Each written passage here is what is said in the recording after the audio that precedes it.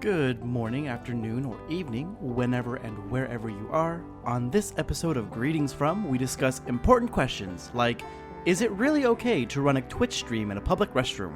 Hint, it's not. We also talk about our favorite highlights from SGDQ, which raised over $3 million for Doctors Without Borders. Woo! And finally, we share our stories about when games saved us at a pivotal point in our lifetime. Enjoy!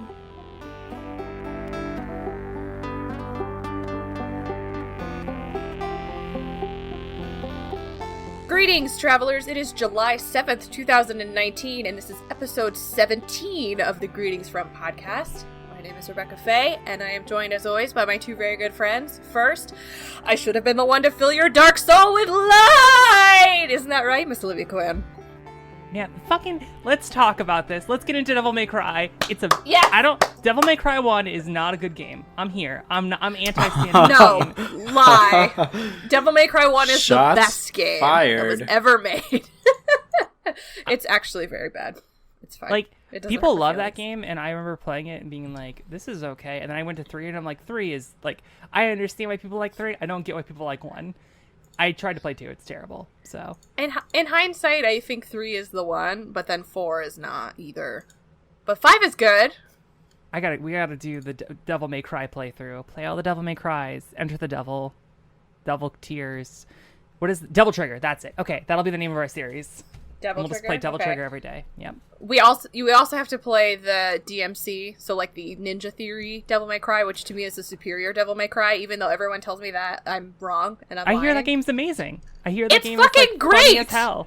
It's funny as hell, and all it does is throw shade on like the previous series, and I think it fucking deserved it. So they went on to make Senua's Sacrifice, so everybody can look me in the eyes and tell me to my face that they think DMC is a bad game.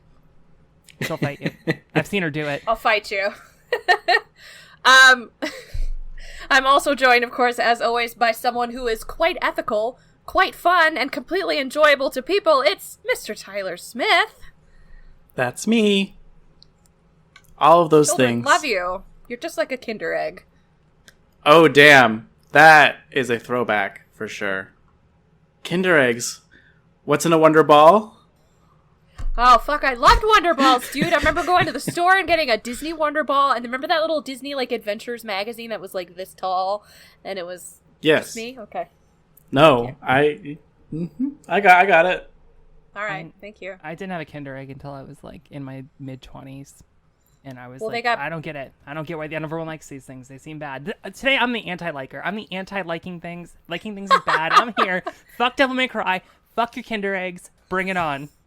Burn it down. Well, I think the only reason why people like them is because they were banned, because American children choke on toys, but in Europe We're they don't. stupid. Do Kinder Eggs have surprise European mechanics? children. They do. I believe that the EA guy actually referenced Kinder Eggs as being an example of surprise mechanics. Kids love them.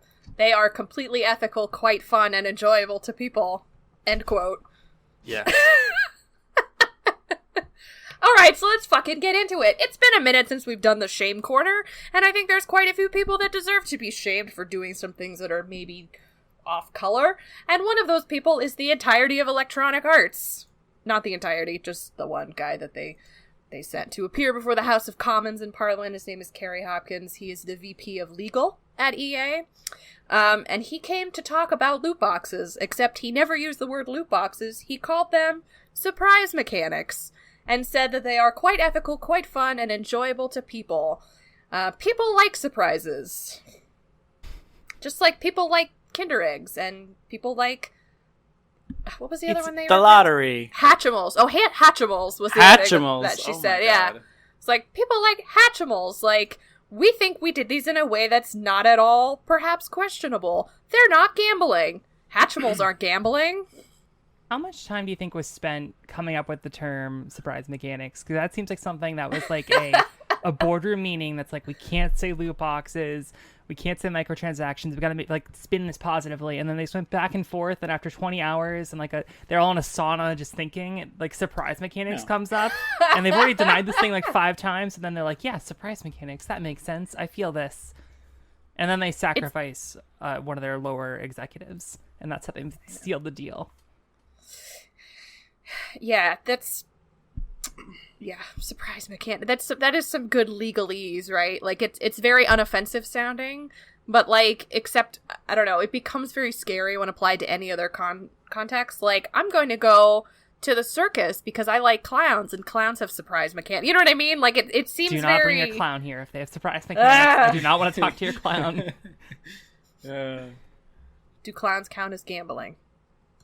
Clowns are a crime, so yes. Yes, it does count as gambling with your life. Clowns count as gambling. Okay. Well, I mean, yeah, good on them for doing that. I'm sorry that they sent this woman out to die in front of Parliament with the word surprise mechanics, but...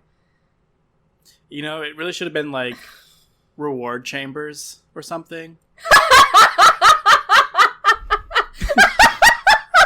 Hello, children. Step into my reward chamber.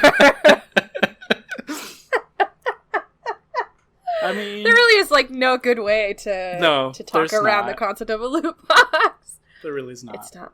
They aren't gambling, and we disagree that they lead to gambling. Oh my lord. Okay, well, as speaking as someone who probably spent more than $100 on Overwatch loot boxes in my time, I beg to differ. I had to force myself to stop. I was just like, in this one, I'll get that McCree skin I really want. I don't even play McCree. Why did I want that skin so bad? This is a reminder that the new Hearthstone expansion got announced, and they have like a bundle where it's like spend $120, get 170 packs. You want it, right? You want that? And I'm like, yeah, I do. And I've been trying to just be like, no, don't put the credit card down. So thank you for reminding me not to do that. See, don't do it. That was Blizzard has enough of your money. That was my original loot box, was cards, trading cards. You know, there was Magic the Gathering, and then fucking Pokemon, and then fucking Yu-Gi-Oh! And then that's when I was like, I bounced. I have spent, well, not me personally, but my parents spent a wealthy fortune on these cards. So they're gonna be worth something someday, Mom. Yep, exactly. Yep. And I don't know where those cards are now, so fortune is lost. Maybe I'll stumble upon a treasure map one day when I'm really old, and it'll lead me to my first edition Charizard. I bet that is worth actual lots of dollars. That is worth lots of dollars. So I should find that. Yeah. I've come up with a better term than surprise mechanics. What about revelation apparatus? That seems like more legalese than surprise mechanics. No one knows what the fuck it is. You can trick people being like, here's my revelation apparatus. Yeah, that sounds like the patent name. Like U.S. Patent Office 107662 revelation apparatus figure 1. Yeah, that is actually more legal than surprise mechanics. That appeals to the church in some way. The clergy, the Pope will come out and say, wait for your revelation apparatus before you consume Jesus Christ's blood and flesh. Anyway. Oh. Well, they should have hired us to rewrite their legalese, and then we could have gone and taken the bullet for all of EA, yeah. Electronic Arts, there we go. I was like, am I saying the acronym for E3, or what's my brain trying to say here? But E3 gonna E3. As long as they still have a CEO who looks like a supervillain and was definitely the bad guy in Mirror's Edge 2. Just saying. All right. So in the news again is Randy Pitchford, our favorite bad boy, who tends to say some things. Well, this time he didn't say anything. So very recently, this was announced at E3, and I believe it came out, a week ago? 2 weeks ago? Something like that. I don't know how time works. But a new DLC for Borderlands 2 came out. This DLC is free temporarily, and it is meant to bridge the gap between what happens in Borderlands 2 and then setting up the story for Borderlands 3.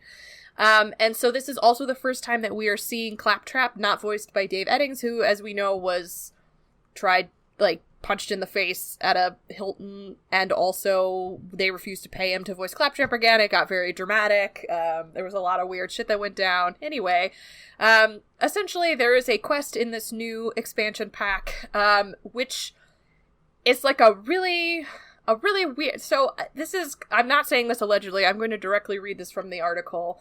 But it is Claptrap, your old pal, trying to collect cryptocurrency illegally and stabbing people in the back along the way. And it kind of pulls very directly on a lot of the legal accusations that have been made against Steve Eddings and also Randy Pitchford and also everything that's happening at Gearbox. And it just seems like a really bad look.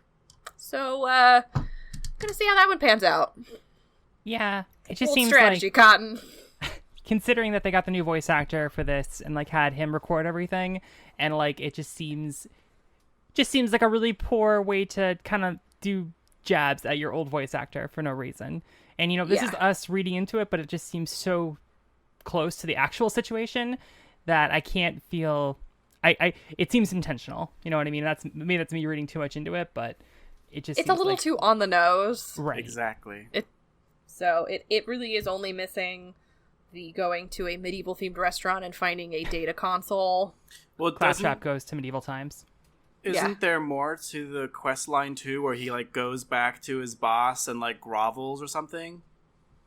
Yeah, there was something. I don't have it in the article that we have linked in our Airtable here, but yeah, I believe that there was something where it like Claptrap begged for a job.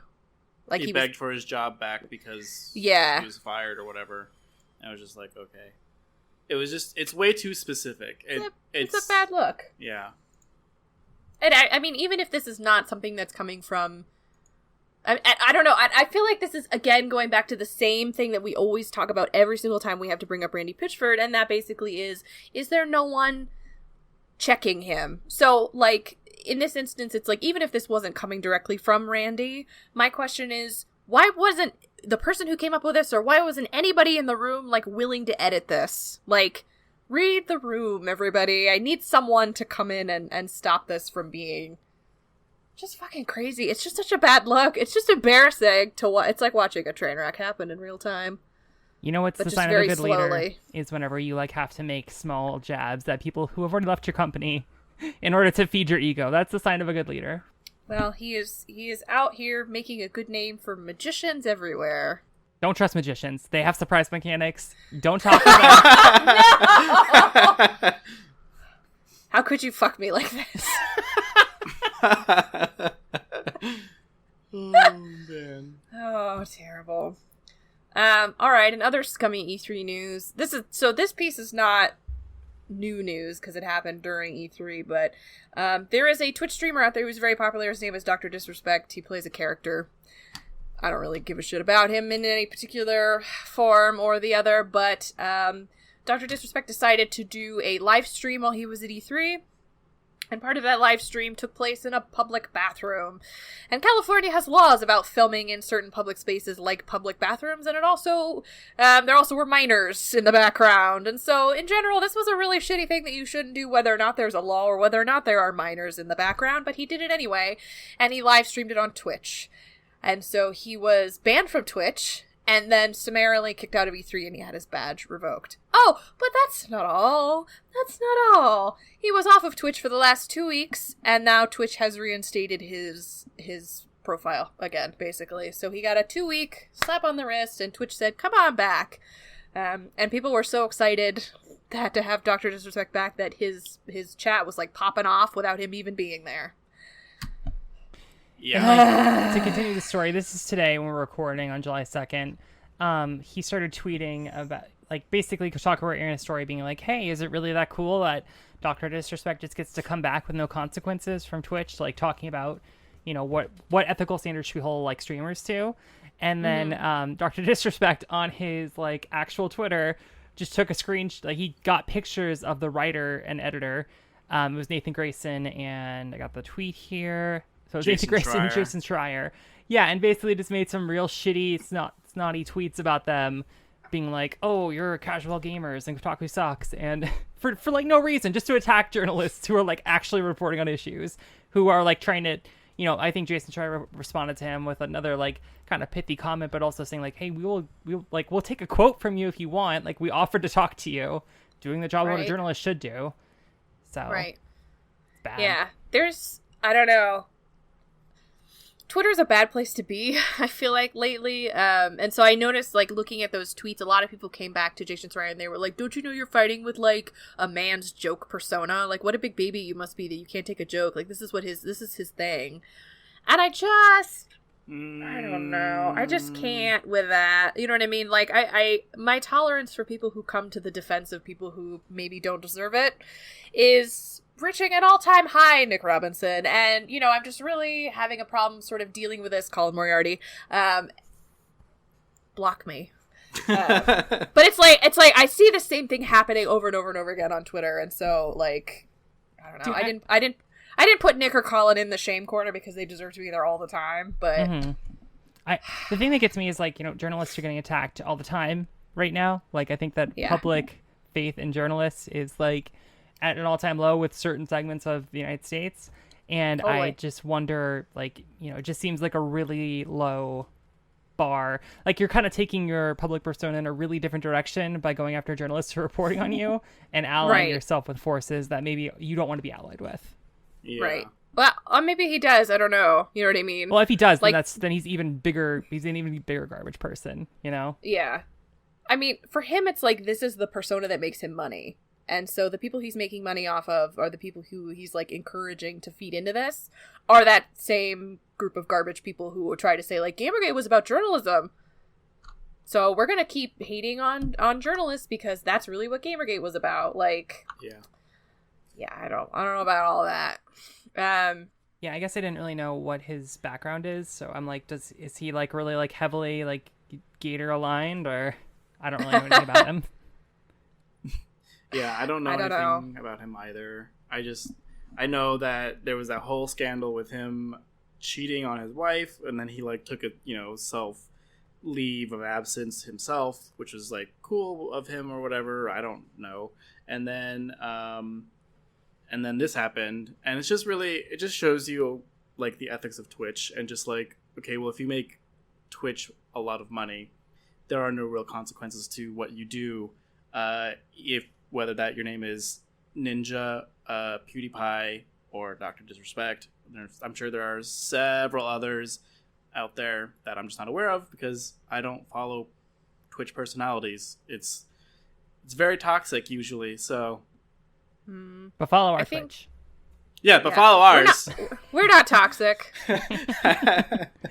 Nope. I think this is an interesting story to pair against the sort of last shame corner that we have because it kind of goes hand in hand. So, Razer, the computer peripherals company, I guess the best way I can put that, they ended their contract with one of their influencers, so this girl named Gabriela Catuzzo. She is a Brazilian streamer and games personality, and she posted on Twitter, "Men are trash." She said that, and Razer was like, "You dropped." And that's it. She lost her contract with them. She lost that influential thing because she said that men are trash on Twitter, which is true. Sorry. But here's the thing. We have somebody like this who's held to such a high standard that she says something like men are trash and she loses, like, parts of her career. And then we have somebody like Dr. Disrespect who can just openly call people shitty things. He can film in a bathroom. People like Ninja can be like, I don't want to stream with girls because they're bad. And PewDiePie can be out here doing, like, Nazi memes every 2 seconds. And that's okay. And we just keep letting them. And we keep unbanning them. And we keep giving them that platform again. But why? When will it stop? What does it take? That's why I wonder sometimes if it's like, a lot of people are like, is it about being famous? Like, is it a famous thing? But I don't know if it is. You know what I mean? It does seem like there's a line between, I don't know, people trying to make these sort of political moves and people feeling pressure from, I don't know, kind of an angry fan base that they don't want to upset. So they would rather take men are trash away than, like, feed into maybe stopping people that are shitty and, you know, talking down to women and treating them like shit online. I don't know. Yeah. I don't know.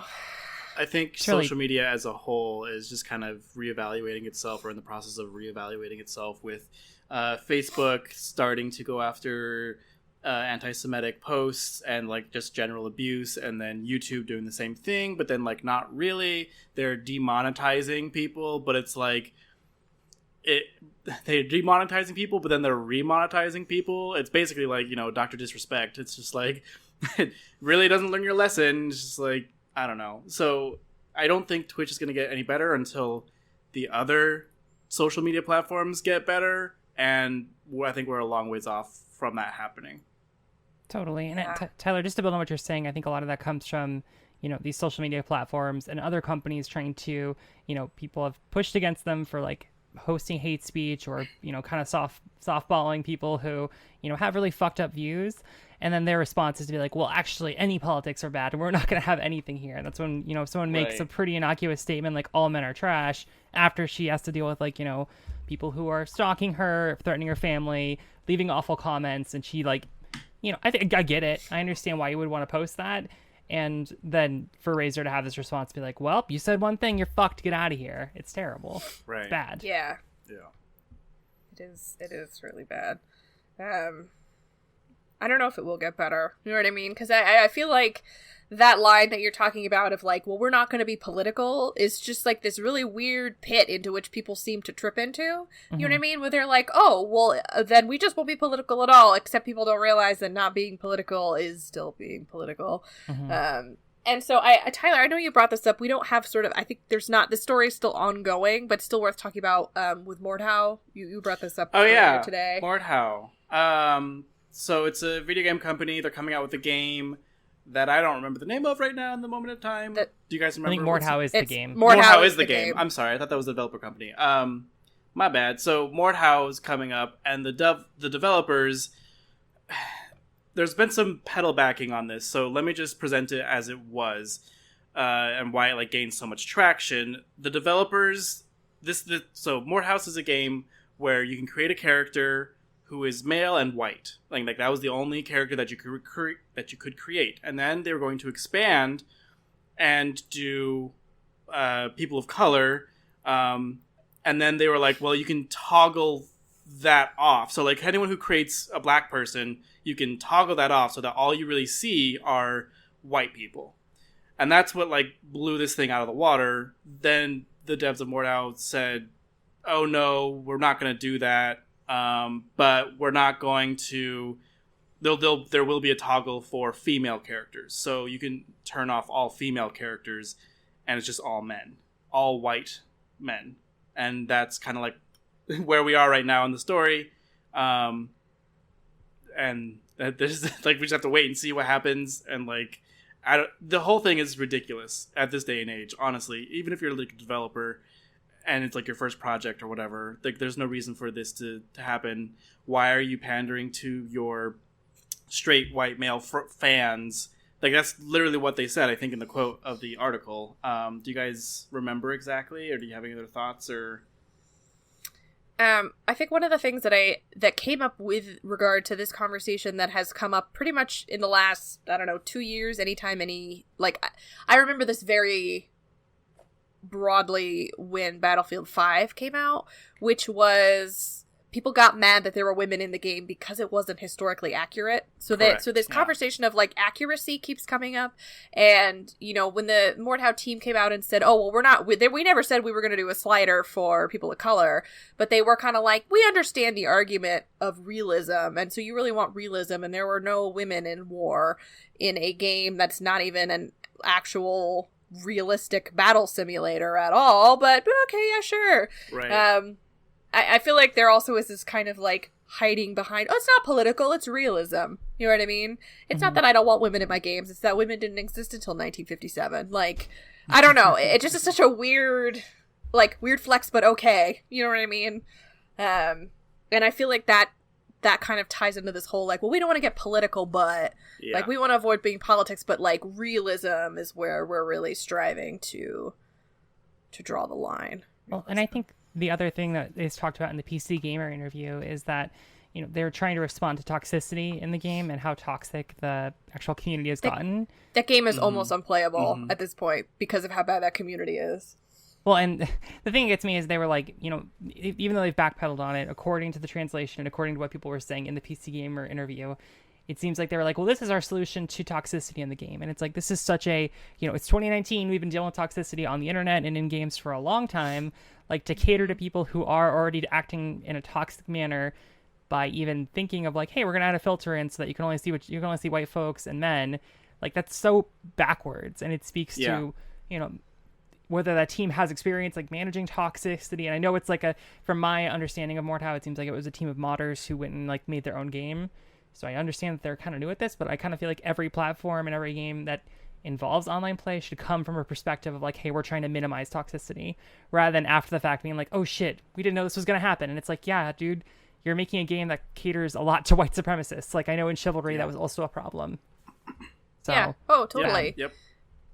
And I think people want to say that, like, well, and I think your point about that maybe being new at this and like having to kind of work through this is a good point to make. And it makes me think about when Apex Legends came out. Like, the thing that people thought was like totally balls to the wall amazing about it was that you could talk to people so well, and so it like basically made irrelevant the need to have a full conversation with somebody over a headset, which was incredible, and people loved it. And so like the fact that we could do it, we can make it work, and it doesn't really ruin the experience is like a lot of reasons why it shouldn't be like, yeah, let's leave proximity chat on and let you say whatever you want, and there's no reporting system. Like,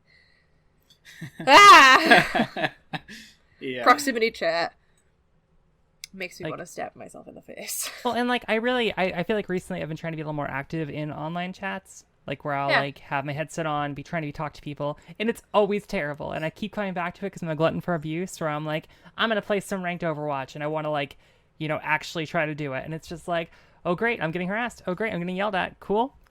I'm gonna block this and not play this game anymore. Great. So to have this be the response and not being like, hey, we need to work on, some of our community guidelines or having more tools for blocking, things like actually trying to solve the root of the problem. This seems like a very, even to suggest it without even trying to like, they're saying that it was like a suggestion, not an actual feature they were planning. It just seems like a real back-assward move. Yeah, totally. If you and don't... it definitely... Oh, go ahead, Taylor. I was just going to say, if you don't want, toxicity within your game, don't allow a space for it. Like, yeah, totally. And don't pander to those people. Yeah. Like, I don't understand why. I don't know. I mean, I get it's different if you have a lot of money and like staked in something and you feel like losing this audience is going to be bad for you. But just the fact that you're like, hey, it's okay that you can say those things because we want your money is a bad flex. You know what I mean? Be like, fuck you. This is what we want to do. We want to make this inclusive. We want to make this open to a lot of people. And I think you can still make money and be that way and have rules and does anyone really want a space besides white supremacists where it's like, oh, we only want white folks here and we only want men? Like, I just don't see that being like a big enough segment of your market. Now hopefully I'm not wrong. I'd be really upset if that was like the majority of like actual gamers who had money, but I just don't think that like if you cast that small of a net, you're not going to be getting the maximum. Like, to take a super capitalist approach to this, I feel like this is not the right way to grow your audience and actually make money. So yeah, I agree. I mean, yeah, but I don't know. There's always going to be those spaces, I think, which is unfortunate, and so it does kind of put the onus on people to create their own spaces, or for other people who have the means to make their spaces more inclusive. Totally. I don't know. That's a lot to ask, and I realize some people are still figuring out. But I think as long as we still live in a capitalist nation, this is not gonna get that much better anytime soon. So one thing I think is, this is not in the, I'm segueing from the shame corner. But one thing I thought was really interesting was, so this week was GDQ, AGDQ, so Awesome Games Done Quick. No, that's sorry. Summers. It's SGDQ. It's Summer Games Done Quick. I wrote it wrong on the sheet. I keep forgetting that there's two. So Summer Games Done Quick this past week. Summer Games Done Quick is a speedrun marathon for charity. It's 24 hours over a full 7 days. And one thing I thought was interesting about this was, I don't know if you guys caught the interview that they had was with this woman who I don't have her name because I just kind of thought about it, so I don't have it offhand, but she was a part of the team that was running this whole event, and she was talking about how they created their own speedrunning event just for women, and it was only for women, and it was just for women could come and like try it out and like have a supportive space, and they had, people could kind of lean on each other, and I think I thought that sounded really cool, and that's something that I was really interested in following and learning more about, because I felt like, you know, obviously the streaming is a very heavily male-dominated field, but I feel like what I've always enjoyed about GDQ in general is that it feels like they have a lot of, like queer people and trans people and people of color, and like they have more women on their couches, and I would really like to see them have more women runners, but it felt good to watch this. I don't know how you guys felt, but it just made me feel kind of like, hell yeah, like this is what people can really be like, you know what I mean? This is what gamers are. Right. And I've watched at least one of those events where it was like a female focused like speedrunning thing, and like the chat was like, you know, there was a lot of negative comments, and like they were in there actually like fighting off toxicity in the chat. Like the moderators who took that on, like that was a big bad job, and you did a great job. And like, you know, I was really happy with, like, there was trans women, there was women of color, like they had a nice mix of people in there. And, you know, I feel like, you know, after watching GDQ for, you know, a couple years now, from 2013 until now, they've come so far, like in terms of representation. Oh my god, yeah. Oh, totally. Mad props. It feels good. I don't know how you guys feel, but like I find that I look forward to the GDQs every year. Like they make me feel good, and they make me feel like really warm and fuzzy inside, because it feels very joyous. I mean, there's always those people that come up and then are like, "This game's fucking broken. It's 20 years old. Can we talk about that? I keep okay. All right. Yes. I keep thinking about every time they're like, oh, this game wasn't optimized. Oh, this game is super broken. And I'm like, okay, I know that's like the terminology you're using in this event, but I'm like, you're kind of like really going outside the bounds of what you would test. And like, sorry, games can't be optimized in 1,000 different ways. So I don't know, that whole terminology really bothers me. I didn't feel like it was as bad this year. Totally. No. It was better. It has in the past been bad. It was still present. Specifically, I remember Portal 2 during that run. GoldenEye run. Oh, yeah. And Perfect Dark. Was it Perfect Dark? The Perfect Dark run as well. But people were just like, you know, oh, yeah, the programmers like were lazy and they didn't code. They coded this game really, really bad. This game has really bad coding. And Valve ran out of money, so they didn't put a bridge here or something, whatever. And it's just like I don't know if, like, that's not true. And you're literally playing it outside of the intended way, so you can't say it's bad coded. You're literally just playing it in a certain way that they didn't, like, account for, you know? Like, whatever. And the point of a lot of these runs is to break it. Yeah, you know what I mean? exactly. Like, the point a lot of these times is to play it in a way that it's not meant to be played, fundamentally.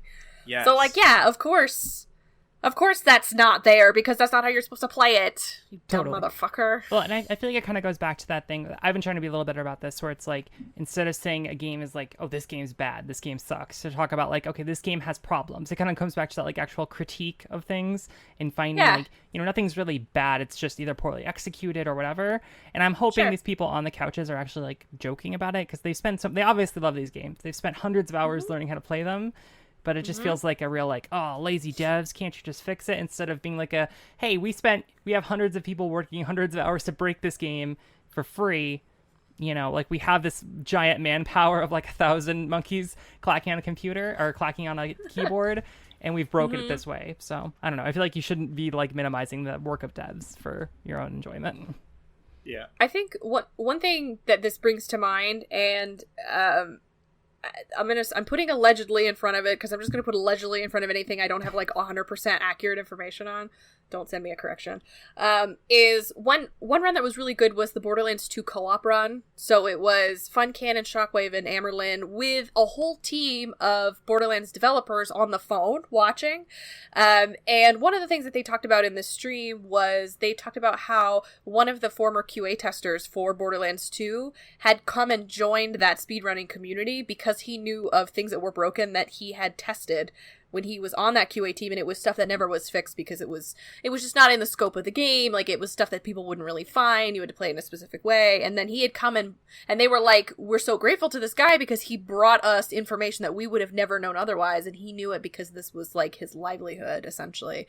And so it was really cool to have them sort of be like, yeah, the fact that this game is broken and the fact that people knew that there were things about it that weren't working right is what allows us to be here on this couch doing this run, being a part of this event. And I thought that was very cool. Like, I feel like that's when we can kind of turn it on its head and be like, yeah, so what? You can, like, warp through that wall, but only if you jump 16 times and, like, spin around 50 times. You know what I mean? Like, so what? That's what makes it fun. Yeah, that's, like, a really positive way to approach that. And, I'm not trying to, like, be like, oh, you people shouldn't be using these words. It just always feels like something that kind of grinded my gears. I wanted to make sure I said because it's no, it's true. I just mean I was glad that they approached it from that perspective, because I think if people adopted that line of thinking, like the people who, like, during the Perfect Dark thing were like, this game's fucking broken, like, this game's awful, this game's trash, and it's like, people only figured this out like 20 years after it came out. I don't know how that means it's a broken game. Yeah. But okay, I want a patch on my N64 games. Patch this shit.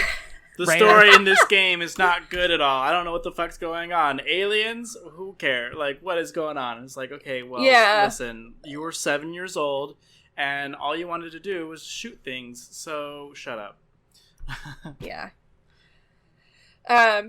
But overall, I feel like it was good. I'm interested to hear from you guys. Like, I know it's hard to sit and watch all of it because a lot of the runs come on either in the middle of the night or when you're at work or whatever. But, I'm interested to hear about, like, what did you guys get to watch? Like, what did you really like? Like, Tyler, tell me what you checked out. Tell me what you thought was awesome. I'm really interested to hear what streams you really took away from this. Yeah. So I was at work for majority of it, so I, like, watched it in segments when I could. But I really enjoyed the Pokemon Crystal run. And normally, like, I don't do the Pokemon runs because it's very, it's like repetitive to a point where it's not enjoyable to me usually. Like, I think last year they did the Red and Blue race, and, like, that's, it's a race, it's enjoyable. But, like, for the most part, it's like, okay, now we just gotta grind out these Pokemon, like, kill these Zubats in a cave for 30 minutes, and I'm like, okay, like, that's not fun. But the Pokemon Crystal version, that run was actually really enjoyable. One, because it was less grindy, and then two, because of the entertainers that were along with it. Kaiseron was the speedrunner, and he and his couch were just hilarious. And in addition to that, like, they had a lot of crowd energy and, like, momentum, and they had all of these donations come in from, like, everyone. They even started this thing like, what's your favorite Pokemon? You donate that amount of money. And so people would be like, mine is 720 whatever, here you go. And other people were like, oh, mine's 56, Mr. Mime, or whatever, 92. And that was cool, so they got the people to donate a lot, and they broke through, like, 6 stretch goals, like, so many goals in SGDQ that they, like, were like, we're out of goals, but we'll get them up in a minute because you guys are awesome. And I think at this point they had raised it was either 700,000 or 1.1 million. I don't remember where they were at the point, but, like, they went from 700,000 to, like, 1 million in that one run. It was insane. So that's cool. Yeah. That's really awesome. I didn't get to see that one. I saw Let's Go Eevee. I watched that run. Yeah. Mm-hmm. That was really cute. That guy was there too. Maybe. Was he on the couch? Yeah, he was on the couch. Him and a few other people. And so it was funny because while Kaiseron was running Pokemon Crystal, his couch buddies were running Red and Blue in the background. You couldn't see their screens, but, like, they were just doing it as a joke, and, like, they beat the Pokemon Blue and Red versions before the Crystal version, so it was funny. Anyway, it's fun. Yeah. Oh, that's cool. That reminded me of the Tetris effect. Or, I don't know if you guys got to see this, but what was really cool about that was they said this at the beginning of the run. Hard Drop is the name of their community. I don't remember the name of the runner. They had just put the community name for the runner name. I don't know. Anyway, but they had said, like, the two of these guys on our couch, like, we just met them. They didn't even know anything about Tetris. They just asked us really good questions, and so we decided to have them on our couch because they, like, asked really interesting things about Tetris. That's and so they just had these guys just being like, well, what is that? What does that mean? How do you do da-da-da? Like, what should I... And so it just was like... And they were saying, like, these are questions that I would never think to talk about normally because I'm so, like, cerebral into Tetris that it's, like, stuff I wouldn't think about. And so that ended up being a really cool, informative run because these two guys were just, like, super into learning about Tetris. And that felt like a very good community moment. Did you guys watch the Blind Wii Punch-Out run? Yes. That Oh was my god, it was amazing. so good. Amazing. Like, I'm just watching, like having him talk about, like, okay, I have to figure out this menu, and I could totally fuck this up and go back to the home screen. Like, that was, like, watching him... Or like, delete the whole save. Yeah, exactly. This is Zelda's Yeah. run. I should mention the runner. Just an amazing job actually getting through that run and killing it. Yeah. Especially, like, with a lot That of, dude like, was like nuts. having to have his headphones on and, like, learning the triggers and, like, doing little, like, dance to dodge things. I don't know. Next level. The fact that he did the menus blindfolded, I think, is just alone was absurd. Because Yes. usually they would make you do that. For people who don't know, it was on. Oh, I think we mentioned this, but it was the Wii. It was the Wii version of Punch Out, and so like he had We punch out. he had the one controller in his hand, and then he had to use the actual stick to like navigate virtually, and it was. I could never do it. I could never figure out how to do it. I mean, like I understand what he was doing and how he did it, but like personally, I could never do that. It was amazing. I have some friends who are really into watching like speedrunners, like specifically like Ocarina of Time, and so I feel like having like we kind of talk a lot during SGDQ and AGDQ, being like, "Did you see this run?" And this means I've watched a lot of like races, and the Super Mario Sunshine race, it was Pangea Panga versus Sniper King, and then having them like frame perfect matching up for like about 30 seconds was kind of amazing. Like, the loading screens, all of it just kept coming together at the exact same time. That never happens. And I was like, yes, this is really close. That's really awesome. I only saw part of that run. It looked really good, though. That game's, I don't know. I kept thinking about Dan Reichert falling through the block in that Steal My Sunshine. And I was like, please, God, let this happen. Did you guys watch the Grand Poo World 2 run? I missed that one, but I heard it was really man. good. Tell me about it. Yeah, Okay. it was with Mitch Flowerpower, and I've seen him at quite a few events, and they had the creator of Grand Poo World 2 on there talking about it. Really? Yeah. Oh, that's cool. And I didn't realize how many little in-jokes in that community were actually in that game. Like, they put portraits of runners into the game, or like people who were just involved in like the Kaizo Mario ROM hacking scene. And it just seemed like, yeah, it was really nice. And having them kind of go through and explain, like, here's where this picture's from and why it's so bad. I was just like, oh, this is really neat. And him talking about, like, here's this really fucked up thing that I added to my, game. There's an invisible wall here, but you wouldn't know that because he's just dodged it. And I'm just like, I gotta play. It made me want to go download Grand Poo World 2 and figure out how to run it. Yeah. I feel like every time I come out of one of these, I'm always like, I'm gonna speedrun now. I'm gonna go be a speedrunner. Speedrunning is for me. Same. But a lot of the runners are like, hey, if you want to get into this, like, here's our Discord. Here's where you can find our run information. Like, they want people to come be a part of that community, and I think that's. I think there are some communities that are probably better than others, as with everything. But I think it's always really cool when they're like, yeah, like, we get by because people come and find new stuff and bring new voices to this thing that we do. So that always feels really good. And I always feel more capable at games after I watch GDQ, and then I realize I'm actually not very capable. So I'm not very dexterous, so I don't know if I would ever be a good speedrunner. Yeah. I will say, watching this Mario Sunshine speed racing, it influenced me to buy Mario Maker 2. Which Aww. I'm not gonna go like super into, but like I know I downloaded it, played around with it for like maybe 2 hours, and I realized I'm awful at Mario Maker. Aww. I don't know if I could ever be a Kaizo, and it upsets me. But who knows? You're gonna learn. You're gonna become the best runner. Yeah, maybe. It sounds like a stream. Yeah. We're just gonna make you. They make it look run so really easy. hard. We're gonna make really hard levels for you. Make me become a Kaizo. Got it. Yeah, we're gonna train you. We're gonna have a very long training montage, like Hercules or Mulan. It's gonna be really good. There's gonna be a song. Yes. Except it's gonna be set over 15,000 different streams. It seems like in total they raised like over $3 million, which I'm like, That is Yeah. insane. Well, they did it during the grand finale of Chrono Trigger, which I thought was that's such a well-beloved game. It felt like I remember I watched that guy play while they hit 3 million, and just like watching people like start to get out of their seats until they finally hit it, and then everybody, like, the Twitch people crying, like, people just being like, they had never hit that before. It was really, and it was magical to have it do it during I have to Chrono Trigger, go. which is such a beloved game. I have to go watch that then, because I've been rewatching the videos, the VODs, and I know that they hit 3 million, but like, I'm on day 6 and I'm like, they're at like 1.3 million. Like, where is this other money coming from? I think it was, I think Minecraft was the earliest or latest that I've seen it so far, which also, Minecraft. Did you guys see that one? That was a fucking badass run, dude. Yes. It really made me want to get into Minecraft again. I should get into Minecraft again. We should. Minecraft has never been better than it is right now. I'm here to tell you, fucking Minecraft, everybody. Let's get our servers out. Okay. What's our world seed? Like, what's going on? Where are we seeding, boys? Oh no.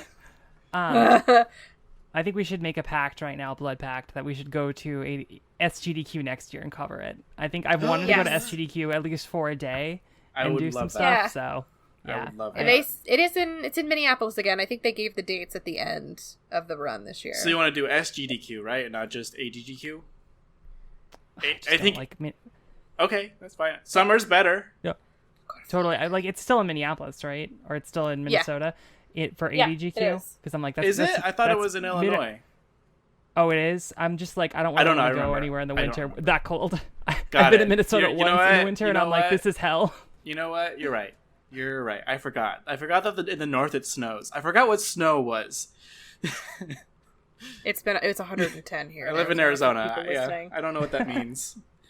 The thing I have to say that I love about this is like I just have my phone sitting here and I have like Twitch notifications. I'm showing this on my thing, but I have Twitch notifications from like all of the new runners that I started following. Because they all just got home and they're all starting to stream, just like while we're talking about how great GDQ was. So, I like finding people who have like really good vibes, and like I started following the Maxi Lopez who did the Devil May Cry run, and his whole thing is like, I'm a good vibe streamer, and I was like, that's where I'm at with my soul right now. So I'm really excited to have that. I feel like I learned a lot about Devil May Cry watching him stream. So I have a question for you guys. We're all adults here, and it's hard to find time to do stuff, and so I feel like you feel similarly to me, where it's like I want to learn how to speedrun, and then it's like, but I don't have enough time to learn how to do something really good. Oh god. And so I feel like this kind of got us thinking about, remember when we did have time to play stuff when we were kids? I don't know if you guys ever did this, but when I was a youngin', when I was playing games, and maybe just because I had the emotional bandwidth for this, but like I remember getting obsessed with a game, like obsessed with games, like trying to find every possible hidden thing that the game had. Like if I knew what speedrunning was when I was 14, I would have been probably amazing at it because being in that headspace. So I'm curious, kind of thinking back on games that you've played in your life and games that have meant something to you, what was that game for you? Like, if you had to sit down and speedrun, what game do you know better than anybody else, do you think? Do you have a game in mind if I say that to you right now? I think for me, I played a lot of Final Fantasy 7. I don't know, not 7, 9. I'm sorry. I played a lot of 7, but 9 was like my go-to shit. Like, I played that game so much. I love the vibe of that game. I love the world of that game. The characters are great. I haven't gone back to it in a very long time, but I'm like, oh, I still remember, like, here's how to find Ozma. Here's like how to do the Gold Chocobo, like digging quest, and like where to find the secret chests and everything like that. And I had the strategy guide, and I would take that with me to school and just read that. And it's the terrible strategy guide apparently, but it was like my first one, and I loved it so much. Yeah, I was very into Final Fantasy 9 for a long time, and god damn it, that game's got vibes. Do you feel like you could do 100% speedrun Final Fantasy 9? It would be a slow speedrun, but I could do it, I think. Have you guys played this game? No. I came in at Final Fantasy 10. I'm sorry you got a bad one. How dare you? I actually came in at Final Fantasy 10 too, and then when I realized it was a prequel, I had to go back. Yeah, I don't know. 9's like a throwback kind of one, so they kind of do like, oh, you're gonna have your, like 7's like eco-terrorism, versus like meteor that's gonna destroy the world. 8 is like, oh, we're all in high school and we all have weird magic sucking powers. 9 is like hey, we're gonna go back Leon. to basics. We have like a black mage, a white mage, a soldier, a thief, or a fighter and a thief, and like other people that are all kind of. It's like, hey, we're doing Final Fantasy 1, like a different story, but we're using the same mechanics and everything. And I feel like it's a good primer for like, hey, we're gonna do a bunch of throwbacks to all these games. And I forgot about the fucking card game. There's a card game in there, and it's fucking giant, and I love it. God damn it! Let's go play Final Fantasy 9. Fuck the podcast. I got things to do. I gotta go get some cards. I would get into the podcast. I mean, we're on the podcast. I would get into the card game because I hated Blitzball. Like, Blitzball made me want to just tear my own eyeballs out. So I could get into a card game. I think that seems, like, acceptable. I think it's Tetra Master. That is it. It's like a weird 3x3 grid. I never really got the rules. I need to go back and do some reading, but I did win all the tournaments. I got all the cards. That's all that matters. It's me with Gwent. I never finished Witcher, but I have all the Gwent cards, and I won all the tournaments. Damn. Stuff, so. Tyler, what's your childhood game? The one that I played the most, that was my shit, was Spyro Ripto's Rage. Spyro 2 Ripto's Hell Rage. yeah. Hell yeah. I love that game so much. And like I played it all the time. All the time. And, you know, being older, I really would like to revisit it because I kind of forget a little bit of it now. Mm-hmm. I still have the beats though. And I feel like I really explored that game to its like extent, which is I don't think is that big of a world, but at the time it was like big because it came in chapters. Even like I remember there was like chapters to the game, and I don't know. That's just the game that I spent most of my time with, other than like maybe Pokemon, but like Spyro is so much better. Will we see the Tyler Smith AGDQ Spyro 2 speedrun? Maybe. You heard it here, folks. We got a maybe. I mean, last year my speedrun game was, you know, Dead Space, but Spyro's Ripto's Rage. I would love to see you do that because no one fucking does Dead Space. That would be great. No, they don't. I've looked into the fucking community and it's dead. It's dead. There are 2 fucking stream. Well, there's a handful of people who speedrun it, but like it's dead. The whole community is dead. There's no Discord. You be the community. I will be the community. I will. You start the Discord. My shoulders will bear the burden of Dead Space. Of Dead Space. Tyler, have you seen the remaster for Spyro and what they did to Ripto? Wait, this what did they do to Ripto? No, with the remaster of Spyro, they made, I don't know, it just Ripto doesn't look right. Ripto looks like a real fancy boy in a way that I didn't expect. Like Moneybags? No, more like a. I'm trying to think of a good way to describe it. I'm trying to find a picture right now because it's something. They fucked him up. They fucked him up hard. I don't know how you do it, but like, you know, when I think of here, I got a picture finally. Thank God it's loading. I don't know if y'all can see that on the screen. But that is not what I imagined Ripto to look like whenever I was playing that game. It's very. Is he wearing a suit? It's his cape. Does he have he has like a. I'm not sure about that one. Yeah. Like, and he kind of had like a cape and everything before, but like it just doesn't. His face doesn't look right. Here's the thing. Not what I imagined. He has a fat head and by definition a fat neck, but with the new version, he has a small, a big fat head and no neck and like the smallest body possible. Is he a Funko Pop?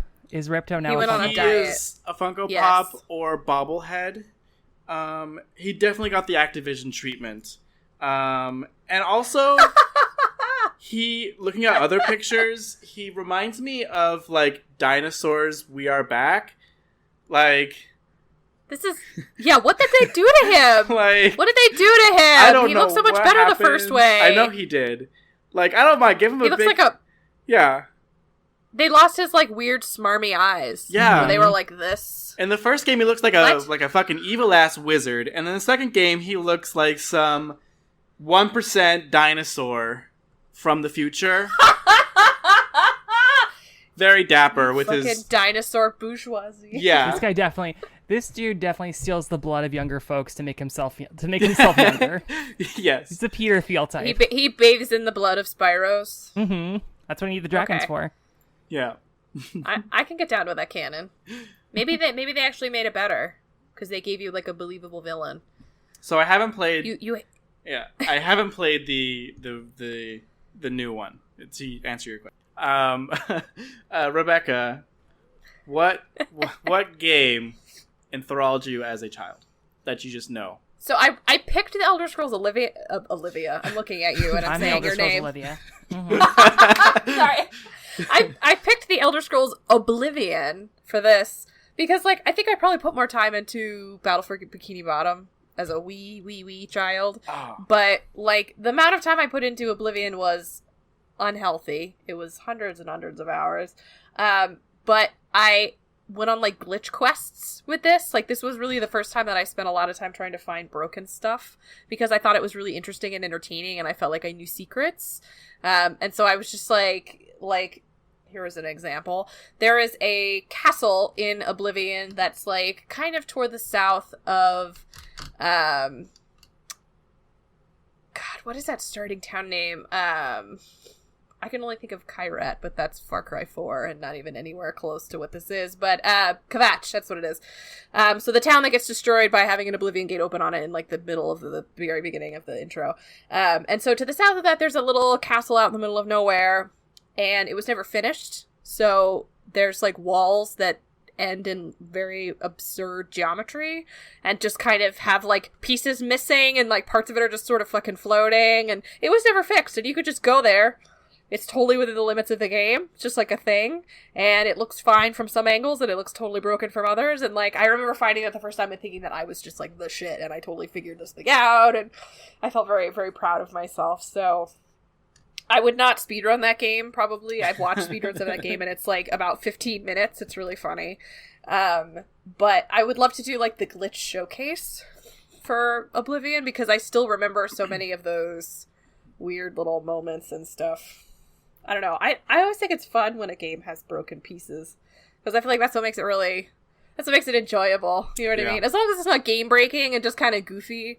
Like, I don't know if you guys have seen the talk recently about people who glitched out of the map on Red Dead Redemption 2 Online and were like exploring a desert made up of like very absurd geometry, which I thought was very cool. Like, that's the shit I do like. Yeah, me too. So I haven't played Morrowind, but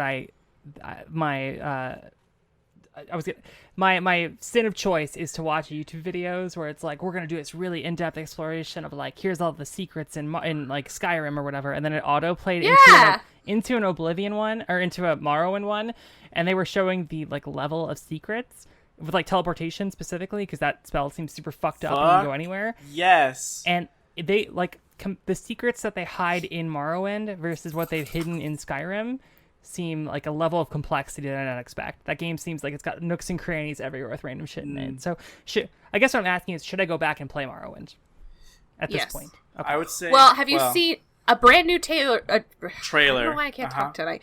It's very hot and I feel very fried. A brand new trailer dropped today for the Morrowind remake in Skyrim. Mm-hmm. Yes.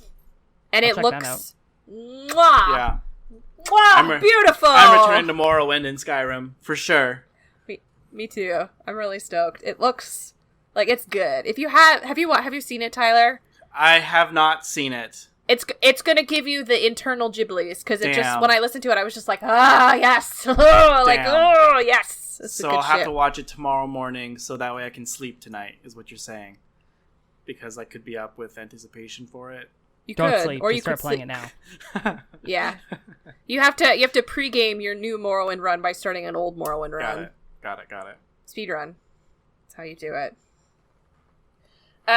So kind of along these lines, you know, I don't know if you guys feel this way, but just something I'm sort of interested in talking about is, you know, I feel like games like these are games that we spent a lot of time playing as kids, and like Olivia, hearing you talk about having, you know, the strategy guide for this game and bringing it to school and like having a lot of memories about doing that. I did that too. And I remember bringing stuff to school like I wasn't supposed to. And anyway, I loved those stupid like magazines with stuff in it. Anyway, so, you know, I feel like games will sort of hit you at like a point in time and you just kind of ascribe a lot of memories to them, and you have a lot of those sense memories of like being a kid and playing that game. And, you know, I'm curious to hear if you guys have a game that kind of fits into a very specific place in time for you. Like, and it could be the same game, it could be a different game, but like, you know, is there a moment of trauma or just like frustration or happiness or whatever that you ascribe to a game?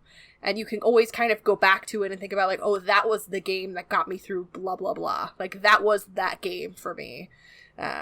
Tyler, do you have a game that feels like that to you? I do. Mine is World of Warcraft. World of Warcraft definitely helped me get through high school. Like, when I think of World of Warcraft, it's high school.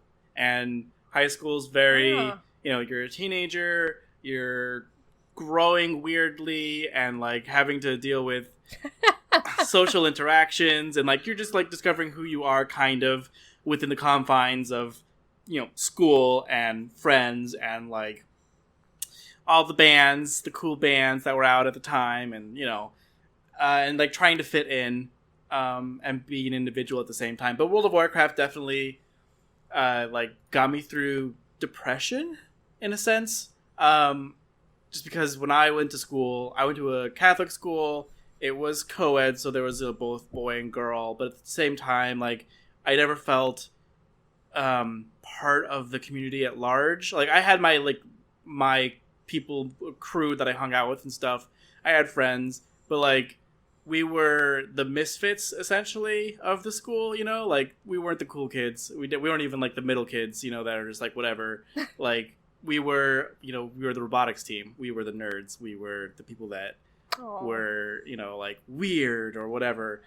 So World of Warcraft definitely like soaked up my time, and that's where I made like real relationships that have lasted to this day, honestly.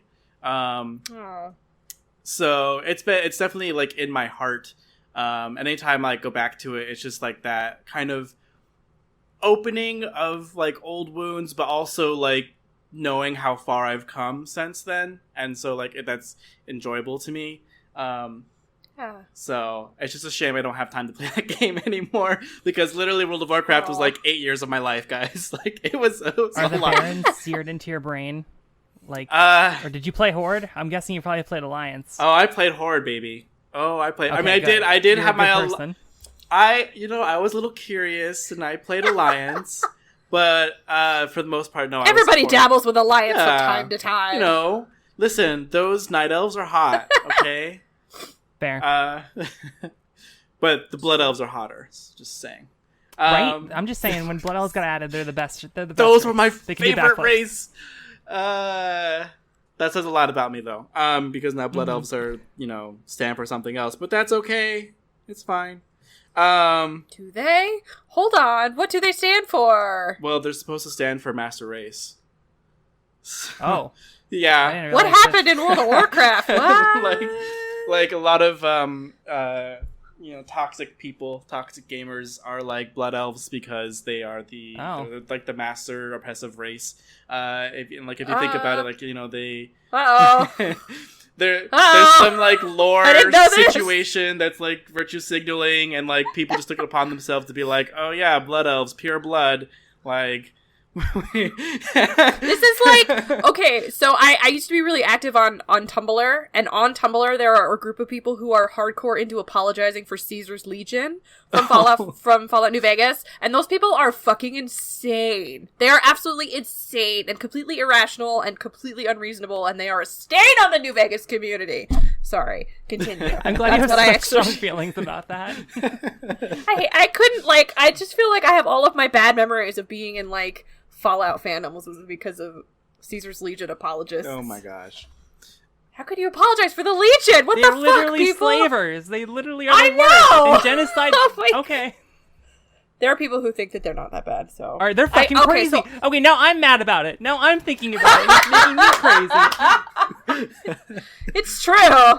It's very upsetting. Anyway, so now I understand why people would be, like, making blood elves into something awful. People are bad, and they should not be allowed to have games. Yeah. Taking video games away from you, Right. bad people.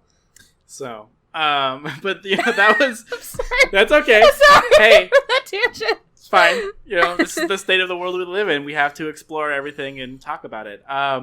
So Rebecca, then what was your game that like represents something for you in a time period in your life? So mine is, I waffled on this for a little bit. I had a hard time kind of like figuring out what really spoke to me, and I kept coming back to Night in the Woods, which feels like maybe kind of a weird choice. I kickstarted it back in the day when it was on, which is like, I don't remember, years ago when it was still on Kickstarter, and then after I finished college, I immediately moved to Boston. Like, I just upped and left. I like got a job, and then 2 weeks later I was gone, basically. And I lived there for a year and then came back, and that was a very weird experience because I knew I wasn't going to be there long enough to put roots down, so I didn't really have any friends when I was there. And then I came back to Arizona, and that was about the time at which everybody I knew left. Like it just took people maybe about a year longer to kind of like get their legs and move on. And so it was like I bailed on people and I came back and everybody I knew was gone.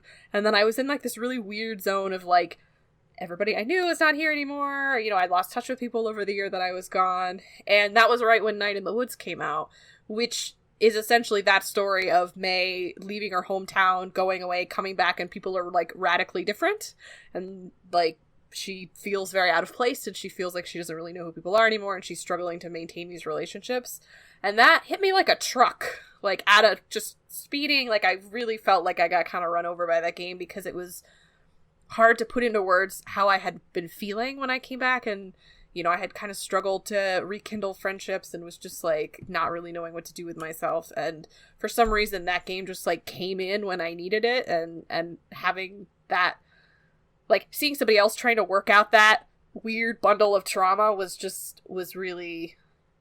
very intense and sort of moving. And like I don't know, it feels goofy when you're like, this game like changed my life, whatever, but it really did. You know what I mean? Like it really was that pivotal thing for me, I think. I feel like games that help you explore that stuff and like help you get that like, you know, emotional release like are so few and far between, and that seemed like the thing that you needed right then. It came when I needed it. Like it was a little angel game. Mm-hmm. I'll find the link because I think we should put it in the description. We're not on YouTube. I always do this. Put it in the show notes. But there was an article that I just read that was really, really amazing, and it was this guy writing about how he felt that playing the Outer Wilds made him feel okay with the concept of dying, and that was like, and that encapsulated that feeling of like, this came into my life when I was dealing with a trauma I did not know how else to process, and like this helped me work through it. And I feel like he encapsulated that feeling in that article in like a really moving and incredible way. And so that is like what comes to mind when I think of this. So games are magic, y'all. Olivia, do you have a game like this that, you know, just really speaks to a moment in time for you? Yeah, you know, a couple years ago, it was right after I'd got out of college. I was like figuring myself out, like figuring out my sexuality, gender, all that jazz. And it was a really difficult time, like with relationships ending and like, you know, also not really having any direction. I feel like all of these points in all of our lives have to do with like, okay, well, what next? Like, what do I do with myself? And, you know, for a while there, I didn't really play games, like from like 2014. Like there was like a couple, like a year-long period where I was like, you know, games have always been a part of my life. Like I've always been like super focused on them and like always like kept up with the news, new releases, all that. And for a while there, I was like, I just can't do it. I don't have the emotional energy to. But before that happened, I have a really distinct memory of playing the game Dishonored. And like I've played, you know, a lot of games. They don't really stick with me. But for some reason, Dishonored was like the thing that I was like hyper focused on, and it was the thing that kept me going day in and day out. And I just remember like beating it, like finishing it, and then being like, all right, I guess we're doing this again. And then it was just like that game like 3 or 4 times through, and I was like, okay, if I can just manage this one thing, everything else is gonna be okay. So that was kind of my like lifeboat for a minute there, was just playing through Dishonored over and over again. That game is fucking great, start to finish too. Like what a spectacular game to pick, I feel like, to like really latch on to. I feel like I just think about that game and it's like kind of like my benchmark for like, all right, like playing Prey as well was like both Arkane games, obviously, but it was just like, man, I wish they made more games like this that let you kind of approach situations however you wanted, you know, just because it gives you something to like, oh, can I do this? Yes, I can. oh, can I blink into this thing and then stab this guy in the face? Yes, I can. So I wish there was more stuff like that. It gives you a really nice level of control. You know what I mean? So like it doesn't feel insurmountable, and it gives you the tools to really approach the situation in, I feel like, a smart way. And so I don't know. When things are chaos, sometimes it's nice to just have something that's like, this I can deal with, this I can, figure out, and everything will be fine. I love Dishonored. Yeah, the me game is too. So good. We are too blessed to be stressed when it comes to Arkane games, for sure. So, kind of along this line, and again, this could be the same game, it might not be. Although Night in the Woods is definitely not this for me, because since it became a pivotal trauma game for me, I have trouble going back to it and like a happy time in my life. But, is there a game that you find yourself just like going back to when you just need something warm on the soul? It's like taking a nice bite of oatmeal, like it just kind of goes down warm and it just kind of makes you feel good in your bones. And it could be just something when you're like happy, you just want to play this game. It could be when you're like, I'm so fried, I can't think of anything else but playing this game. Like, the fact that you're both smiling means I know that you're thinking of that game in your head right now. So, like, Olivia, what is that game for you? I mean, what is that game for this you? will surprise absolutely no one. And considering my I impassioned know what you're feelings gonna say. Yeah. And I'm so fucking excited. Fortnite. But yeah, it's Fortnite. It's Have you guys heard of this cool game called Fortnite? You could think the bus driver. No, it's not Fortnite. I feel like this game also has a little bit of a like trauma thing, but I can actually return to it. Whereas like with Dishonored, it's kind of like what you were saying with Night in the Woods, where it's like, oh, this just brings up too many negative memories that I kind of like can't touch it. Yeah. But for some reason, done now. Yeah, for some reason, Fallout New Vegas doesn't have that association for me, and it's just one of those games I can just go back to over and over again, and I don't even have to do things differently. Like, I know Goodsprings so well at this point that I'm like, I just have to go see Sunny Smiles, and I have to go do, like, I'm gonna make sure Cheyenne lives through this. I'm gonna go right to Prim. I'm gonna make Prim Slim the fucking mayor, or the detective. I'm gonna get my assault rifle. I'm gonna kill some ants. I'm gonna do X, Y, and Z, and then go right to New Vegas, bust in there. I don't know. I have that game, like, just seared into my brain, and it feels really nice to be like, okay, I can do this. Like, it's kind of that same thing where it's like, I have one thing I can control in my life, and it's this game, and it's really helping me right now. And I feel like I'm a really lame person because I'm like, I should probably play the DLCs. I've beaten this game probably 40 times, and I've only barely touched the surface of the DLCs. So wow, I'm surprised you haven't. I go back to Honest Hearts a lot. I really liked Honest Hearts. Like, I've like started them, but I'm always like, oh, I'd rather be in New Vegas right now. I need to do it. Some of them are bullshit, like Dead Money is fucking bullshit. It just seems so hard that I'm like, oh, I would like to. This doesn't seem like the relaxing experience I come here for. And I'm like, it's not super relaxing when you're fighting a Deathclaw, but to me, I'm just like, I'm already over leveled by that point that I'm like, whatever, Deathclaw, you're nothing. It's funny that you say this too, because I go back to it a lot. I don't go back to it maybe as often, but like I also start a new game over and over and over and do the same thing over, where I just beeline to get Arcade Ganon because I love Arcade more than life itself, and like I refuse to do any of that game without him. That's like my whole thing, is I just go and like get Arcade. It's Arcade and God, what is her name? Felicia Day's follower. God, the Brotherhood of Steel lady. Yes. I can only think of the lady who is the follower of the Apocalypse. Shit, Veronica's her name. Yeah. Those are like my two, and I'm like, Boone, you're cool. I like your ability, but you're not gay, so I'm sorry. I'm already biased against you. I'm so sorry. You can't be in this squad. Yeah, these two are my friends, and we're the gay posse that rolls around and kills things. Sorry about it. Hell yeah. I like that. Rebecca, what's your go-to warm blanket game? My go-to warm blanket game is Hohokum, which was this really weird game that came out for the PlayStation 4. And this one is also really funny because it's not funny. It's actually kind of sad. When I was still living in Boston, I, like, wasn't sleeping because I lived on the street, not on the street, but I lived on a street-facing apartment, and, like, the bus picked up outside of my apartment, and the bars closed at 2 a.m., and I had street noise, and it was ice cold, and so I, like, did not sleep for 6 months, probably. So I was basically a wreck and, like, a total shell of a human being by the time I left, and I was in this position where I, like, desperately wanted to play games, but did not have the mental capacity to do it. And so what I would do is I would, like, come home, I would sit on my sofa, I would eat spaghetti every day, and I would play Hohokum over and over and over and over, because it was, like, the only thing I was capable of processing.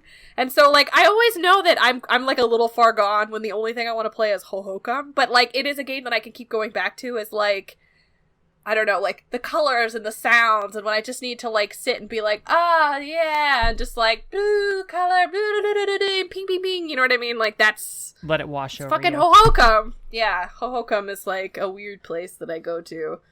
Like, it probably would be better if I got high and played Hohokum, but instead I'm just, like, stone cold sober, totally fucked up tired. Hey kids, don't do Hohokum. drugs, do Hohokum. It's true, that game is drugs sometimes, but, like, anyway, that game is great if you've never played it. It's like a weird rhythm game. It's fantastic. I love Hohokum as well. I enjoy your warm blanket game. It's good. It's my I have no capacity to function, so I'm gonna play Hohokum. Yeah. It's funny, sad, but anyway, Tyler, what is your warm blanket game? Mine is Fez. Yeah, that game is nice. Yeah, like, I love the music. It's a calm game. There's no violence in it or anything, and there's no, like, pressure or, like, complex, like, stress-inducing challenges. It's just, you know, a go at your own pace puzzle game, and, you know, I've played it so many times that I don't need to, like, I've almost become fluent in the Fez language. Like, I can read it, you know, without using a guide. So you're in deep now. I'm really in deep. So You have a telepathic link to Phil Fish at this point. I do have a yes. It's developed. It's there. He's doing great. He's fine. He's doing his own thing. He'll return to games when video games need him to come again. He'll resurrect from his bog where he lives with Yeah. Hoosier, and they just come out with art every 6 years. Yep. So I don't know. It's just a game that has always, like, I think of and I'm like, I smile. Like, I even like hearing the songs and the soundtrack, which I listen to every now and then. You know, I'm just like, adventure. This is such a good song. So many happy memories. It's warm. It's fuzzy. And I don't know. It really, like, brightens my day if I play it. So Have you shared that experience with a friend? Because I had a friend who, like, had never played Fez, and I just walked in and he was playing it with another person, and they'd been up for, like, probably, you know, they didn't sleep. They just played Fez throughout the night, and we're trying to get all, like, the hypercubes or whatever. Yeah. And it was just a really fun experience to be like, all right, he's doing the clock thing. They figured it out. They're doing it right now. So I would recommend that experience. I think when it came out, me and my group of friends at the time sat, like, around the couch and, like, you know, went through it together. But for the most part, it wasn't like we were passing it off or anything, but, like, you know, we were just, like, figuring out the game and stuff, and that was fun. Oh, that game is good. It is good. It does give me the warm feelings. Yeah, I really want the second one. Maybe I should just make my own and then have Phil Fish sue me, and then I get to meet Phil Fish. We could do. I would love it if in litigation you were like, I did this so I could meet you, Mr. Fish. Like, and then he files a restraining order on me, and I never see him ever again. But life goal. But it doesn't matter because you have a restraining order signed by Phil Fish. I have his signature. Yes! I can sell it. Yes. Oh. I think we need to do a Phil Fish, like a Fez. I was gonna say a Phil Fish jam, but maybe a Fez 2 jam, where it's like, what would you want to see from Fez 2? Yeah. Yeah, like we should. I could get into that. Yeah. I got Unity installed. We can do some things. I think the most complex thing about creating Fez was literally the art. You have to create, like, boxes of things, which sounds easy, but it's not easy. So, Shout out to Pixel like, artists did you? in the Yeah, world because- seriously. Woof, there's a reason. That shit is insane. There's a reason why Fez like took ages to get to be finished and like took 6 years and 3 retries. It's because of the fucking art, man. So That is some shit. yeah. Fez 2, I believe. Hohokum 2. The Fallout New Vegas 2. You know, Olivia, I was going to make this a surprise. I have a post for our Instagram this week that I think you're really going to like because in my antiquing time over the weekend, I found the sheet music, like a book of sheet music for Jingle Jangle Jingle that I bought immediately, obviously, because I was like, yeah, I need this to put on my wall. I found I'm sorry to get back into this, but I have like a Spotify playlist that I found of just all the music from New Vegas, and it's just like a part of me is like, I'm just gonna have Big Iron on a repeat, and this is my music throughout the day. It's just gonna be Big Iron. We need to make. You haven't played this game, right, Tyler? You haven't actually played. Fuck. All right, I've got my project. Yes, I have not. Coaching Corner, Yeah. Fallout New Vegas. Fuck yeah! I've Well, literally it's such gotten a to the hard game point. to recommend. Yeah, sorry. I've only played like literally the first 15 minutes of it, where you create your character, you're in the house, you talk to the old dude, and you step outside, and Yep. that's it. I turned it off. I was like, I don't have time for this right now. It's overwhelming, and I understand. Like, it's old, it's overwhelming. It doesn't really work 100% correctly all the time, but I love it so much. Give me. Oh my Okay, god. well, let's do this. It's the best of the Fallout games, in my Okay, opinion. I have it. So I'll send you my list of 300 mods to install. We'll get you started. We'll get you started right. okay, I'm gonna have to uninstall will everything on my say- computer to run it. Mm-hmm. There you go. Modding that game did like really turn it around for me because then I like got really hardcore into role playing, and anyway, we can have a New Vegas pod another day. But shall we do some salutations? We shall. Yes. Okay. Well, salutations for those people who are just tuning into episode 17, which I don't know who you are, but whatever. Anyway, salutations are the thing that we do at the end of most of our pods, time allotting, where we talk about something that's really cool that we like in gaming or the world or online or on Netflix or whatever's just like really floating our boat this week that we can pass on to you as our recommendations. So to start off our salutations, Tyler, what is your salutation for this beautiful week of June? No, it's July now. Shit. This year's going so fast. It's an illusion. My salutation this week, having watched SGDQ, I fell in love with Portal 2 again.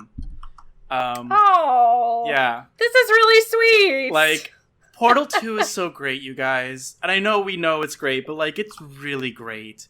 Like, it should be up there in terms of, like, Minecraft, in terms of, like, shaping the world of video games. And, like, there's just the story is lovely. The writing is great. Wheatley is great. The return of GLaDOS is great. Like, everything about that game was, like, really, you can just tell, like, a labor of love. And really well done. The music is amazing. And I don't know, just watching the speedrunners demolish the game and, like, make witty jokes about it kind of cramped my style. But I loved I knew, the game was what it was, and I just loved it. I still love it, and I want to, like, replay it again. I've played it maybe 4 times, which isn't a lot maybe, but, like, more than once, so... I don't feel like that's a game that ever gets old. Like, it still feels good every time I've gone back to it, so it's nice to revisit old stuff, I feel like. Yes. That's my citation for this week is Portal 2. It's like, $5. Steam sales going on right now. Get it. I forgot. We were watching this. I was watching the speedrun, and I forgot that the turrets get crushed up into cubes. Yes, so did I. And I was like, "That's so great, it's so good." Poor turret. Because Wheatley doesn't know how to know. make puzzles. It's funny. Also, one last note: the GDQ runners, they made a point that I didn't realize. In Portal 1, to beat Shell, I guess spoilers, but not really, it's fine. You have to remove cores from her. And then in Portal 2, to defeat Wheatley, you have to add cores to him. Which is like, he's not very smart and he gets overloaded. Right, and Shell is smart and you have to, like, remove her parts. I thought that was like a very like duality kind of, you know, neat thing that the devs did that I didn't like catch up on at all until now, you know, many years later. So anyway, Man, I wish we got a Portal 3. I wish we got more Portal. That'd be really nice. I just want them to finish the fucking lore. I need Portal 2 and Half-Life 3 to combine. Anyway.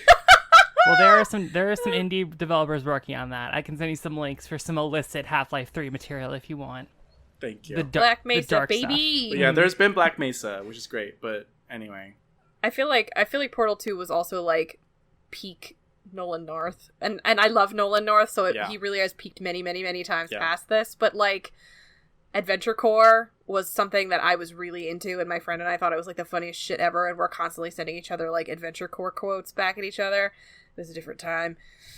Yes. Anyway, shout out to Nolan North. Yes. I have a really goofy photo that I have with him, and then I like accidentally maybe left my hand on his arm like just a little too long. Anyway, he's super nice. Just in case anybody's wondering, Nolan North is fucking the best. So is J.K. Simmons. Sorry, I stroked your arm. Sorry, I was really nervous.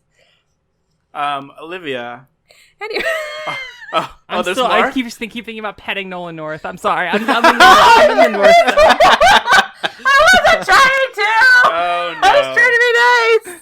Oh, no. So actually, it's funny because my game is also SGDQ related. I have some friends who are really into Ocarina of Time speedruns, and I've kind of started watching a couple of them. And I've never played Ocarina of Time before. Like, I'm sure that's some mortal sin in some people's eyes. So I've had the Ocarina of Time like 3D, like the 3DS remake for it, and I've been playing that recently. And I would recommend that if you have a 3DS and the ability to get that game, you should probably give it a shot, because actually Ocarina of Time is as good as everyone says it is, even, you know, like 14 years after its release.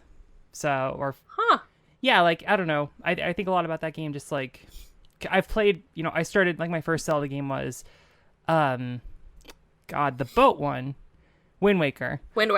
Yeah, and I really love Wind Waker, and I really love, like, I played Twilight Princess, I played, Breath of the Wild. I've really enjoyed those games, but the not with Ocarina of Time, it really doesn't tell you where to go. And it's kind of like, just figure it out. And I'm like, that is super refreshing to me, coming from like games like, you know, Twilight Princess, where it's like, oh, go here and do X thing. I just didn't expect that from Ocarina of Time. And there's like a lot of weird puzzles, like the way that you would get, you don't get anyone telling you go do this thing to get fire arrows. You just have to kind of like read context clues and read these little tablets, and it's like, oh shit, this is how you get fire arrows, or like take this mask to this place to like increase your bag count. And it's just all this really weird shit that I didn't expect from the game. And like the bosses are still kind of challenging. Like, I always thought the boss fights and the combat and everything but Breath of the Wild was really like, oh, this is super basic. But like, you know, Ocarina of Time just kind of elevated that for me, and I could see why people really like that game and continue to return to it. Right. So. That's cool. Yeah. I've never played Ocarina of Time either, if that makes you feel better. I've only played Wind Waker, Twilight Princess, Breath of the Wild, and I did play Link Between Worlds. Oh, I played Link Between Worlds. Link Between Worlds is very good. That's it. I tried to play the Wii one, Skyward Sword, and that was I bad. couldn't do it. Sorry. That one's a Forbidden Zelda. Yeah. It's very brown. It's just very brown. But yeah, I would really recommend it. If you have a 3DS, give it a shot, because I think the cartridges are going for pretty cheap nowadays, so I think it'd be really fun. Oh, cool. Yeah. Rebecca, what is your salutation for this week? So mine is not SGDQ related, but it is. I'm glad that we're all on the topic of returning to older games, because that's what I have been doing this week. So I feel like a lot of detective games have been coming out lately. So we have Judgment, which is the sort of detective noir game set in the Yakuza universe that just came out. And I know The Sinking City just came out, and I think, Tyler, you said you were going to give that a shot. Yeah. And so I was just like really feeling like I needed a detective experience, and I wasn't really sure how to make this work for myself, you know what I mean? Because I was like, I don't know if I want to spend money on a new game right now. You know, I have a lot of stuff that I need to play and whatever. And, you know, I bought L.A. Noire for my Switch a little while back, and then I got kind of burned out on it. And so I made what I believe is the best decision of all time. I returned to one of the greatest games ever made in the history of time. Mm-hmm. My salutation for this week is motherfucking Murdered Soul Suspect, everybody. The greatest detective game that ever was made. I knew it.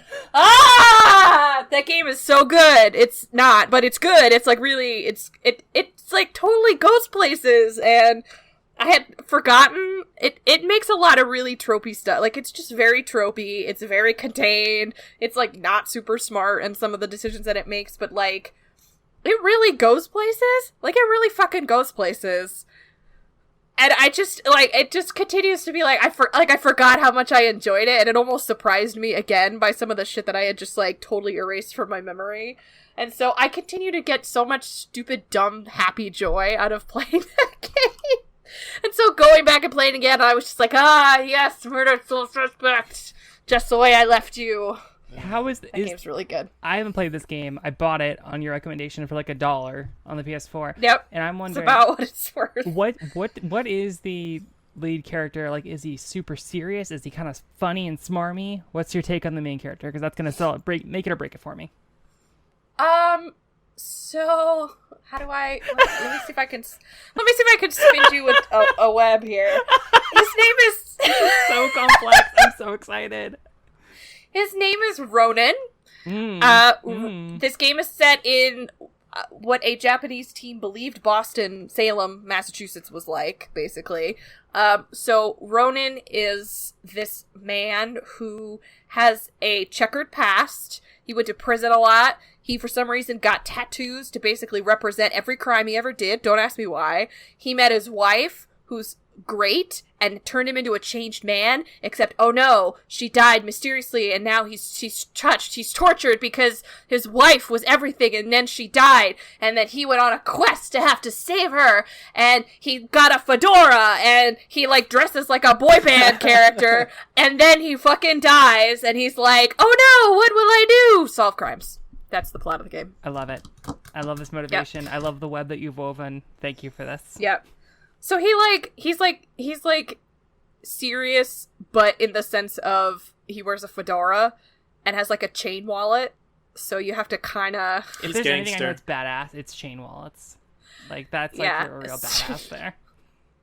Yeah. So that's that game is like, I don't know. It just like it does stuff. It like does it like checks a lot of boxes for me for some reason, because you can like do ghost stuff. You solve crimes. You solve the deaths of other people. So, like, the idea is that these are all ghosts that are caught in, like, purgatory, and they can't move on until they've been able to, like, deal with whatever thing is that they're still dealing with. So for him, he never finished his case, right? He never cracked the case that he was working on as, like, a rogue detective. He is a cop. He is, like, legitimately a cop. And so, like, that is what keeps him attached to the mortal realm. And it's, like, he's solving other ghost crimes, and, like...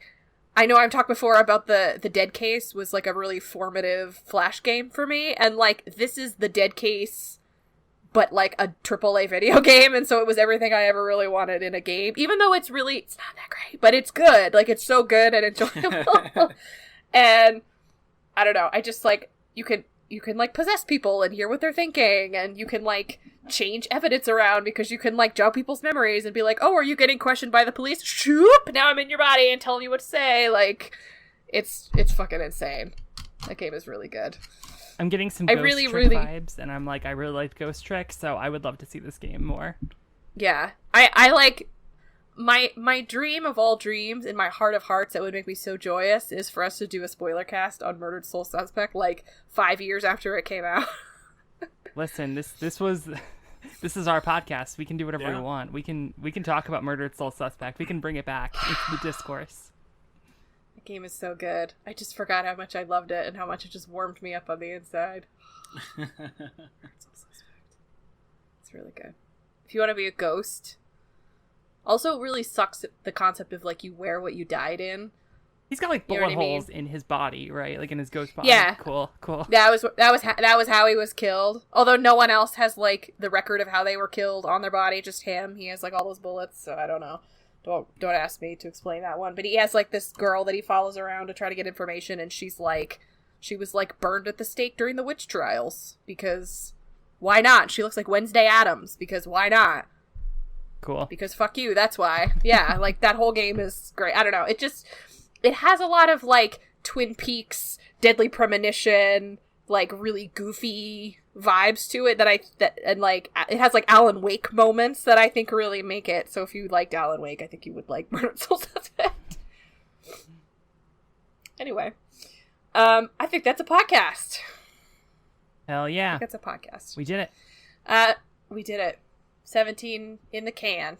On to 18. This has been the Greatest Run Podcast. You can find us wherever podcasts are hosted, such as Apple Podcasts, Simplecast, Spotify, and more. Send us your questions to greetingsfromcast@gmail.com. You can call us on the phone if you want to. We're not going to force you, but you can, and you probably should, but only call us at 3 o'clock in the morning, just like the 3 a.m. boys, and after you've had 6 slices of pizza. I want that energy. I want that 3 a.m. I know, energy. it's good energy. It is really good energy. You can visit us online at greetingsfrom.zone. You can follow us on Twitter at greetingsfrompc. You can follow us on Twitch at greetingsfrompc.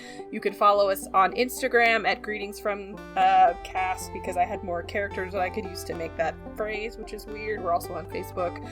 My name is Rebecca Faye. You can find me at Rebecca Faye. Olivia, where can they find you? You can find me at LiveJQ on Twitter. Tyler, where can they find you? You can find me live tweeting the court date with Phil Fish at World Jumpin'. Hell yeah. I covered wars, you know. I'm not the only one that watched that Dead Rising one, okay? Congrats, gamers. You made it to the end. Thanks for listening to the Greetings From podcast. Our intro and outro song is an edited version of Deep Fried Space Food by Substitute Sandwiches. You can find a link to the song, along with links to all the stuff we talked about this week, in the podcast description. Find us online at greetingsfrom.zone, where you can listen to more episodes, find out more about your dangerously good-looking and charming hosts, and catch up on our blog. You can also follow us on Twitch and Twitter at greetingsfrompc. Send your questions, messages, or anything you'd like to greetingsfromcast@gmail.com or call us direct at 347-642-6377. Until next time, happy playing!